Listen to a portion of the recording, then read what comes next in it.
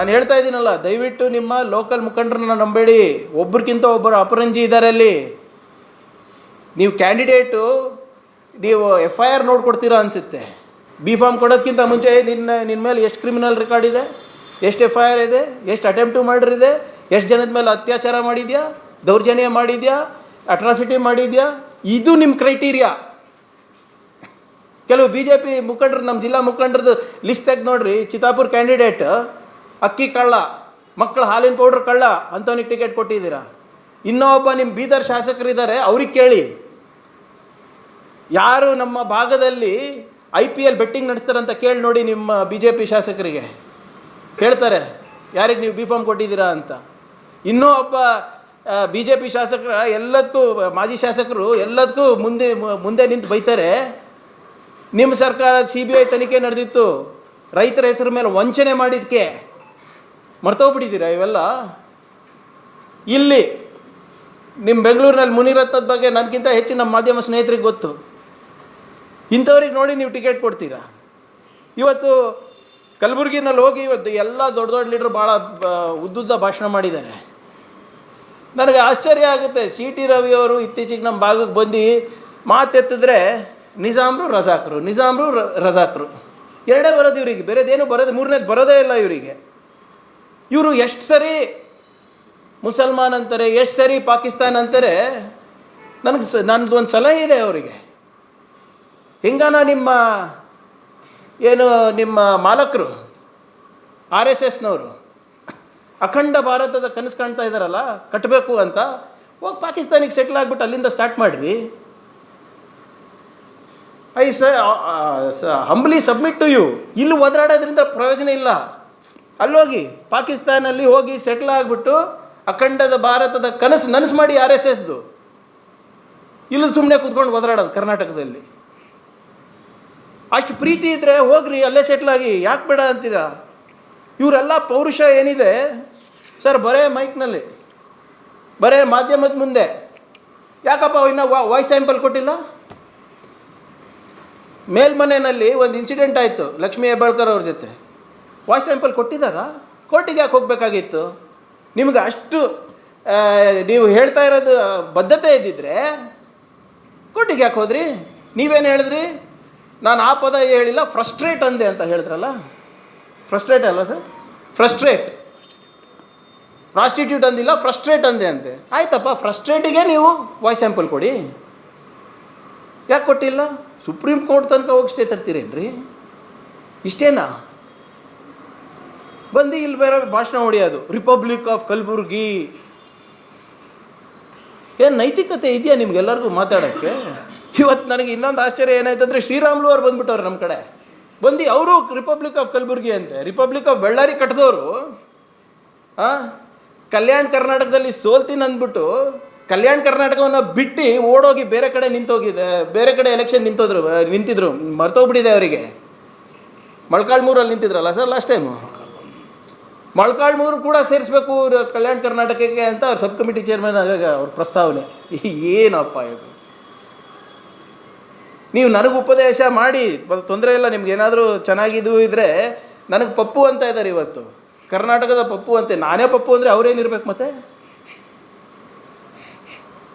10 ಸಾಲ ಕನ್ನಡದಲ್ಲಿ ಮಾತಾಡೋಕ್ಕೆ ಬರಲ್ಲ ಮನುಷ್ಯನಿಗೆ, ನಮಗೆ ಬೇರೆ ಹೇಳೋದು ಇವರು ಮನ್ಸ ಒಂದು ಸಾಲ ಮಾಡ್ಕೊಂಡು ಒಂದೇ ಒಂದು ಸಾಲ ಮಾತಾಡೋದು. ಇವತ್ತು ಅವರು ಓದಿ ನಾವು ಪಪ್ಪು, ರಾಹುಲ್ ಗಾಂಧಿ ಪಪ್ಪು ಅಂತೆ. ಏನಪ್ಪ ಇದು? ಇವತ್ತು ಅವರೆಲ್ಲ ನಮಗೆ ಪಪ್ಪು, ನಾನು ಆಯ್ತಪ್ಪ ನಾನು Pappu. What does that make you? ನಾನು ಪಪ್ಪು ಅಂದರೆ ನೀವೇನು? ಯಾವುದೇ ಸಬ್ಜೆಕ್ಟ್ ಬಗ್ಗೆ ವೇದಿಕೆ ಸಜ್ಜು ಮಾಡಿ, ಯಾವುದೇ ಇರಲಿ, ಟ್ರೈಬಲ್ ವೆಲ್ಫೇರ್ ಬಗ್ಗೆ ಇರ್ಬೋದು, ಆರ್ಥಿಕ ವ್ಯವಸ್ಥೆ ಬಗ್ಗೆ ಇರ್ಬೋದು, ನಿರುದ್ಯೋಗ ಬಗ್ಗೆ ಇರ್ಬೋದು, ಸಂವಿಧಾನದ ಬಗ್ಗೆ ಇರ್ಬೋದು, ಯಾವುದ್ರ ಬಗ್ಗೆನ ಮಾಡಿ ಕನ್ನಡದಲ್ಲಿ ನಾನು ವಾದ ಮಾಡೋಕ್ಕೆ ರೆಡಿ ಇದ್ದೀನಿ. ನೀವು ಬರ್ತೀರಾ? ನೋಡ್ಬಿಡೋಣ ಯಾರು ಪಪ್ಪು ಅಂತ. ಇದು ಏನು ಇವರು ಪಾಪ ನಮ್ಮ ಇದು ಕರ್ನಾಟಕದಲ್ಲಿ ವಿರೋಧ ಪಕ್ಷ ಎಷ್ಟು ಯಾವ ಮಟ್ಟಕ್ಕೆ ಕುಸಿದೋಗ್ಬಿಟ್ಟಿದೆ ಅಂದರೆ, ಮೊನ್ನೆ ಅಶೋಕ್ ಅವರು ಒಂದು ಟ್ವೀಟ್ ಹಾಕ್ತಾರೆ, ಮುಖ್ಯಮಂತ್ರಿಗಳು ಉಪಮುಖ್ಯಮಂತ್ರಿಗಳಿಗೆ ಅವರ ಹುಟ್ಟಿದ ಹಬ್ಬದ ದಿವಸ ವಿಶ್ ಮಾಡಿಲ್ಲ ಅಂತ. This is the issue for our honourable opposition leaders. ಅವ್ರು ವಿಶ್ ಮಾಡಿದಾರಾ ಇಲ್ಲ ನಿಮ್ಗೆ ಹೆಂಗ್ರಿ ಗೊತ್ತು? ವಿಶ್ ಫೋನ್ ಏನು ಎಲ್ಲನೂ ಟ್ವಿಟರ್ನಲ್ಲೇ ಮಾಡಬೇಕಾ? ಎಲ್ಲನೂ ಸಾಮಾಜಿಕ ಜಾಲತಾಣದಲ್ಲೇ ಮಾಡಬೇಕಾ?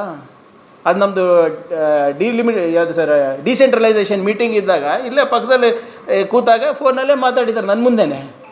ಆಯಿತು ಒಂದು ಸರಿ ವಿಶ್ ಮಾಡಿಲ್ಲ ಅಂತಲೂ ಅಂದ್ಕೊಳ್ಳೋಣ. ಅದಾ ಇಶ್ಯೂ ನಿಮಗೆ? Is that your issue? ನೀವು ಹೋಗಿದ್ರೆ ರೀ ವಿಜೇಂದ್ರ ಅವ್ರ ಬರ್ಡೇಗೆ ಬೊಕ್ಕೆ ತಗೊಂಡು, ಅಥವಾ ಅವ್ರು ಬಂದಿದ್ರ ನಿಮ್ಮ ಬರ್ಡೇಗೆ? ಏನು ಇದ ಇಶ್ಯೂಗಳು ನಿಮಗೆ? ಅದಕ್ಕೆ ಎಷ್ಟು ಹತಾಶರಾಗ್ಬಿಟ್ಟಿದ್ದಾರೆ ಅಂತ ನಾವು ನೋಡ್ಬೋದಾಗಿದೆ. ಮತ್ತು ವಿಶೇಷವಾಗಿ ಇವತ್ತು most important crux of the matter,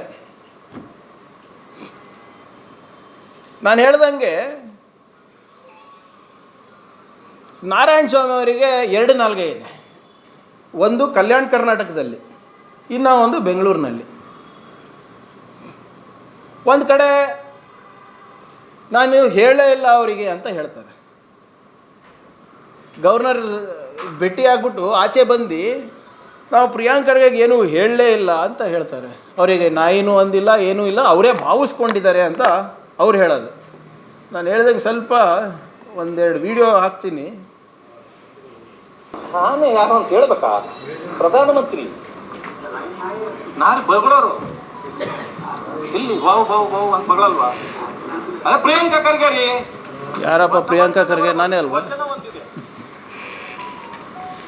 ಆನೆ ಏರಿ ಹೋದರೇನು ಶ್ವಾನ ಬಗಲಿದರೇನು ಕಚ್ಚುವುದೇ.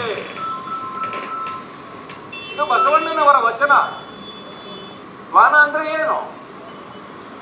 ಈ ಗಾಥೆಯನ್ನು ನಾನು ಹೇಳಿದೆ.